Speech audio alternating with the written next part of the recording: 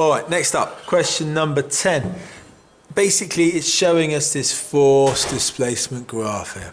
Okay, now we know that work done is force times displacement, so the area under the graph is going to be the work done. But we can sort of use this to say, why is it going to have an advantage of pulling it back from 2 to 4? The first thing you see is that at 0.2 the force is 200 newtons. If you go to 0.4, the force is still 200 newtons. So it's not any more force. That's the key thing. It's the same force at these 2 points. But because it's a great displacement, there's more energy stored in the bow. Therefore, we can have more energy being dissipated and given to the arrow. Then you can explain that it'll make it faster or go further or whatever you want. Okay, so that's that. Now, next up, B. You've got to get used to this, people. When you see these numbers here, they tell you so much about the question. If it's a 3-mark question, it needs you to do something half decent for it. Now, the area under the graph is, of course, all the way to 0.5. We need to work out, break it down into some sections. There's loads of ways of doing it, but make a decent estimation of the area under the graph.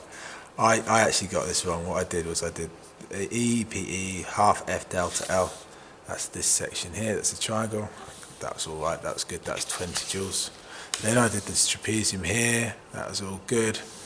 I got 31.88, so trapezium rules are half height A plus height B, the average of the two heights, I suppose, times by the base, the width.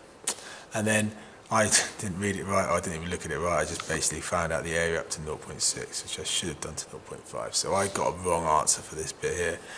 Even by making a blatant massive mistake, I got 86, and the marking gave anywhere between 75 and 85.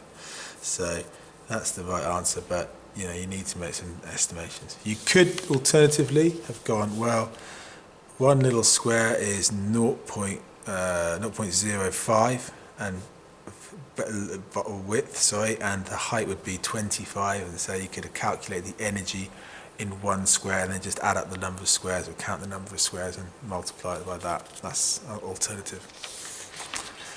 C, straightforward here. They give you the elastic potential energy. They just expect you to understand that that's going to be converted to kinetic energy. So we'll say 85, that's our EPE, equals a half mv squared. Solve phi for that, make phi the subject, square root of 2 times 58 divided by 58, sorry. 2 times 58 divided by m. And that comes out to 57 or 58 meters per second. Finally, state and explain the effect of air resistance on the motion of the arrow after it's been released from the bow. So after it's been released from the bow, it starts its maximum speed. So it's left the bow and it's now going at maximum speed. What's going to happen now is it's going to slow down. So air resistance slows the arrow as it moves through the air. Work done is force times distance. We can say that the energy turns to heat. This affects how far it can go. Words about more friction, therefore less distance. Words to that effect. But what most people who got this wrong did, they start talking about the effect of air resistance on the arrow whilst it's accelerating. Okay, and it says here after it has been released from the bow. So that's where most people got this wrong, where they weren't thinking about what the question said. Okay, question number 11. So we've got our long jumper. It's got a height A, centre of mass at A, centre of mass at B there.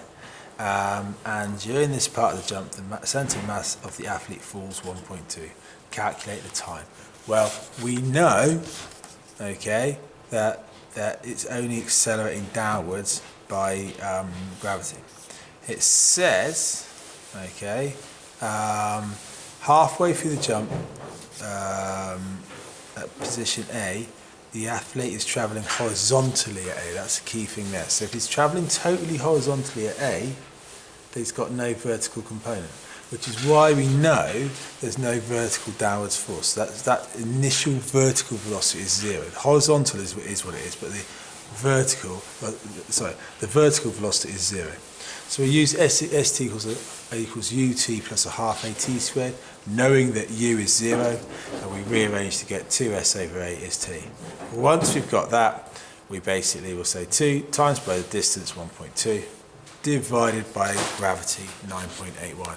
And that gives us just under half a second, 0.49 seconds.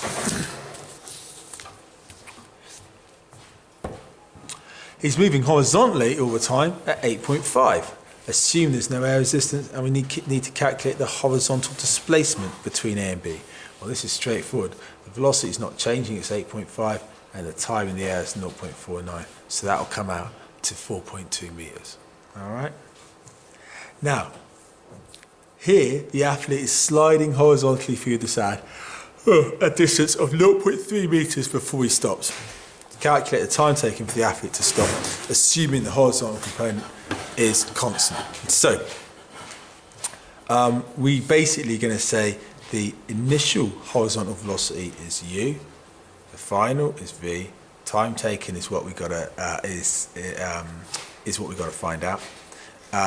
We know the distance is 0.35, and therefore we can basically plug our values into that. So this s is a half u plus v times t.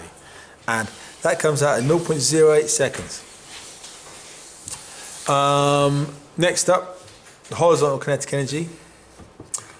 So we've got a mass, 75 kg. Calculate the horizontal component of the resistive force from the sand.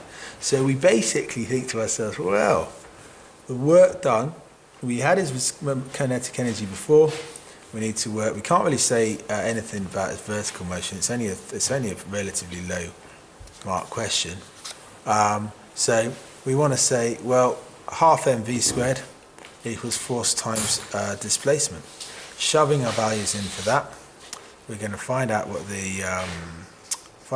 we're going to basically make half mv squared. Half mv squared divided by s equals the force. So you can see there, just rearranging this really, and plug in our values, and it comes to 7741 newtons.